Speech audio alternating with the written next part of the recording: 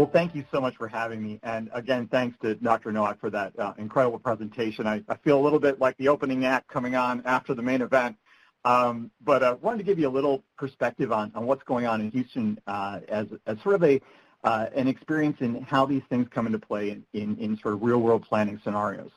So a colleague of mine who's a bit of a barroom Texas historian, which is arguably the very best kind of Texas historian, is prone to saying, when the Allen brothers first explored landing sites in what would become the city of Houston, they found it a flat, sweltering, reeking, and pestilent swamp. And it's only gone downhill since then.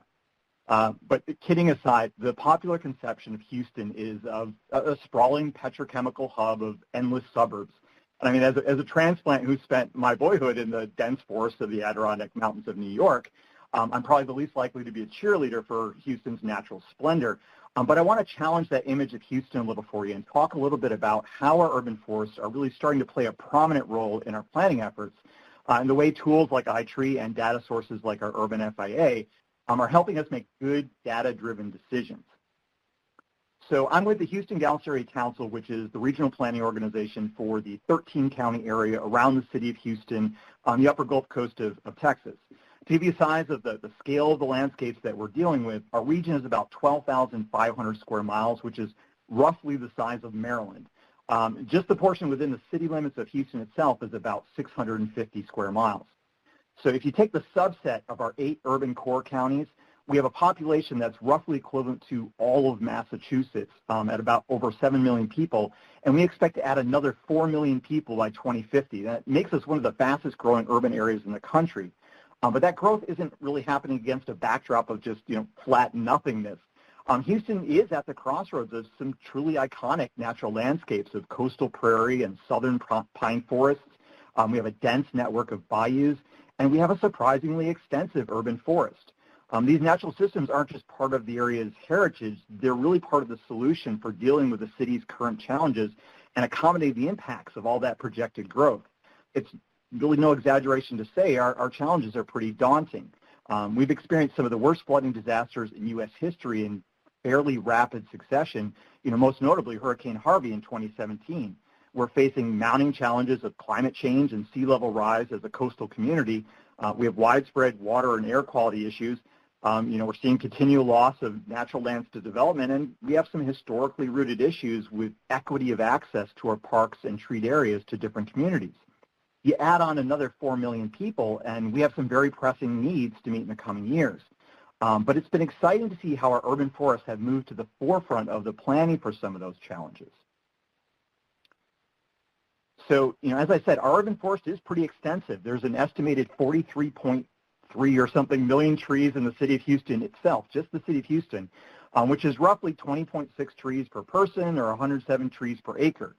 So if in comparison, the city of Portland, which obviously has a much greener image as a city overall, has appreciably fewer trees per person, about 13.1, or per area at 82 per acre. And that's certainly not intended as a slight on Portland or my wonderful colleagues there. I'm just trying to point out that the popular conception of Houston doesn't match really the reality of what's going on with our urban forest. While Houston has some of the largest urban parks in the nation, about 69% of our treescape by volume is residential properties and other private lands, which is a challenge in terms of managing that urban forest as a whole. As Dr. Nowak pointed out, that we really need to expand our concept of what our urban forest is and what our urban forest management is. We have a fairly diverse selection of species by number, which is really not too surprising for an area where the forests are actually a departure from the canebrake swamp and the prairie that dominated most of the area before it was developed. We have an urban forest that's kind of a new natural and has grown and developed in tandem with the city itself, rather than being displaced by it, which is really fascinating thing to study. When you look at the species by portions of overall tree volume, we are dominated, however, by 3 species: loblolly pine, live oak, and water oak, which are some relatively massive trees. It makes for some wonderfully photogenic urban treescapes, but it also means we're somewhat vulnerable to potential impacts to these species. We saw that in 2011 when we had a record drought and lost an appreciable amount of the city's trees in some areas. But our forests in general contribute really an incredible value in ecosystem services, especially in relation to the city's specific challenges. En masse, they help reduce stormwater by about 200 million cubic feet per year, And things like they generate $40 million in energy savings, or 2,500 tons of air pollutant reduction, 19 million saved in healthcare costs. And when you talk about carbon, looking forward to the future, we represent a sink of about 2,000 tons of carbon. So why am I telling you all these factoids other than obviously to brag on our Houston treescape? It speaks to the power of good data for decision making, and at least, especially in my role, for influencing decision makers. These stats are all taken from the urban FAA data and iTree analyses that we've run here in the Houston area. And it's really just the tip of the iceberg in terms of the way we can use these data analyses resources and what they really open up for us. I think what's most telling, though, is the way we're actually using that data already on the ground, and it's really actively shaping the future of Houston's urban forest and how we're dealing with some of these broader issues as a community. So the value of our urban forests has really come to be recognized, and forest programs have been elevated in several really big recent city initiatives, as well as some of our regional planning projects. And this builds on decades of good work by U.S. Forest Service and Texas A&M Forest Service. We're incredibly lucky to have them as a local partner, our local governments, and a very active conservation NGO community. But all these efforts have either used or will directly benefit from the wealth of data in the urban FIA, or will be guided to some degree by analyses in iTree. So the City of Houston has put a really forward-focused approach to climate change with its citywide climate action plan, and it recognizes tree and tree restoration programs as an integral piece of that approach.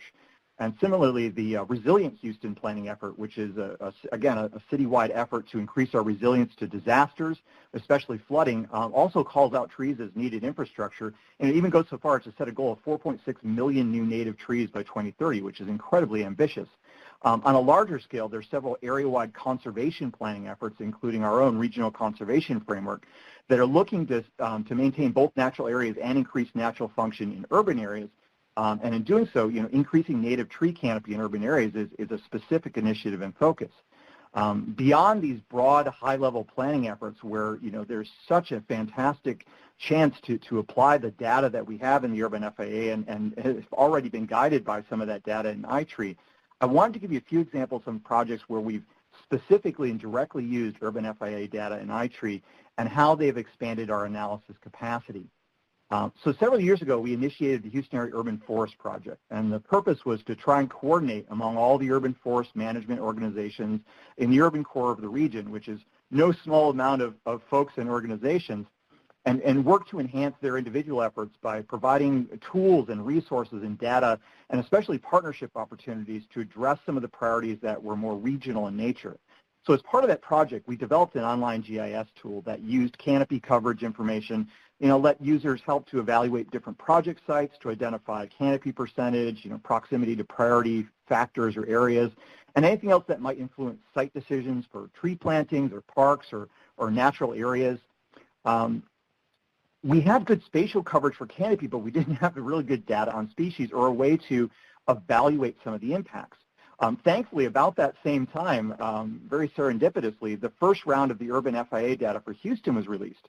And suddenly we had this wealth of information on species and benefits. And it really helped us, in combination with our spatial data, guide some very on-the-ground, real-world, quick turnaround decisions and make some very detailed analyses. We used it in several pilot projects to help the City of Houston and some other local governments prioritize some planting sites. So they were looking at several different parks and saying which is really the best bang for the buck if we're worried about population density or equity issues. And we were able to work them through that process using that data and give them a very defensible, quantifiable way of selling this to the decision makers and to the public. And we've also used it regionally to help better understand some of our existing issues of equity of tree coverage and the diversity of tree species in different areas and what that means as we go forward and try to address some of those issues. So iTree has really been a tremendous asset on several of those recent initiatives, and it has been a big part of linking some of the adjacent fields of planning. And I joke because I'm not a forester by trade, and I'm not a conservationist by trade. I'm forestry adjacent. I'm conservation adjacent, as my conservation friends say. there are so many things going on in the city of Houston with water quality and flood mitigation and watershed management that all benefit and can benefit from these forestry practices and having good data and tools to identify the benefits of forests. So in the past 5 years or so, we've worked with Texas A&M Forest Service and some other local partners to really try and tie forestry efforts and practices more strongly into these efforts. And so as an example, we developed a watershed protection plan for Cypress Creek, one of our impaired waterways. And I had the great privilege of working with my colleague Mac Martin from Texas A&M Forest Service, who was able to do some sub-watershed level analysis of the impact of increased canopy in what is a pretty rapidly urbanizing and flood-prone watershed with iTree and iTree Hydro. And it showed an incredible return on investment for stormwater reduction specifically, but also for the wealth of benefits, and helped us prioritize areas in that watershed for planting. And more importantly, it gave us a very strong economic case and a defensible, quantifiable means of promoting urban forestry practices as part of that watershed protection plan and as part of other plans as we move forward, and in our dealings with local government. It's not always an easy sell for some of these things which may not be part of traditional infrastructure approaches. But we can make that case with these tools that, look, this is an incredible value, especially in avoided costs and opportunity costs. So currently, I'm really excited. Mac and I are working with a local coalition of governments and organizations on a corporate sustainability partnership project. And it's based, again, on a model project that he developed using iTree. And so Mac was able to provide corporations and corporate partners very detailed, quantifiable information on the impact that their funds would have if they donated toward targeted reforestation efforts, in this case, as a model in riparian areas of Cypress Creek. So it's a really fantastic model that we're trying to expand regionally, and iTree analysis is really the linchpin in making the case to our corporate partners and providing them something that's a tangible return on their investment, something they can show, in reporting, something, it's not just, yeah, we did some trees and that's a nice aesthetic and it's a little bragging point. This is something they can show the actual carbon impacts on, the actual stormwater impacts of. But all these efforts rely on having good data on both the character and the distribution of our urban forests and being able to put some hard numbers to those benefits, as well as being able to use iTree to make those on-the-ground decisions. We do a lot of planning. We have a lot of plans, but when it comes down to implementation, we need to know where our finite resources are best spent, and these tools and data have been absolutely invaluable for that. So moving forward, real quick, I just wanted to give you a kind of a sense of where we're moving into and where we're pegging some of these tools to go. Both the Urban FIA and iTree data are going to provide great support toward a number of our regional priorities. So invasive species management, obviously on the forefront of everybody's minds, depends strongly on good knowledge of where we have potentially vulnerable trees. Planning for storm resilience, especially with our local focus on urban forestry as a recommended solution, is going to have to be guided on good data of where we have the greatest opportunity to add natural function, especially in our urban areas. Addressing equity of access, obviously at the forefront of everyone's thinking right now. For the area's residents is greatly aided by having good time series of data. We don't just have one set of urban FIA data, it's being updated. And the ability to quantify the disparity of ecosystem services between the different areas in the city, especially when you start talking about where were the historically redlined areas. What does that look like when you match up existing tree canopy? And it's a very telling story. So the city of Houston relies heavily on upstream reservoirs, including areas of some of the national forests north of the city. So forestry is already a big part of the city's thinking in terms of its recent efforts to enhance its source water protection. The implementation of that effort is going to directly benefit from the ability to do these sort of analyses with iTree and the Urban FIA data to evaluate the impacts, and what the potential opportunity costs are for that upstream watershed and try and prioritize solutions for a water source that's serving, many, many millions of people and is a critical source for the region. I talked about conservation planning a little bit, and just before I end, that is a big growing aspect of how we're handling some of these big challenges, both for the human benefits and as well as our considerations of biodiversity and habitat.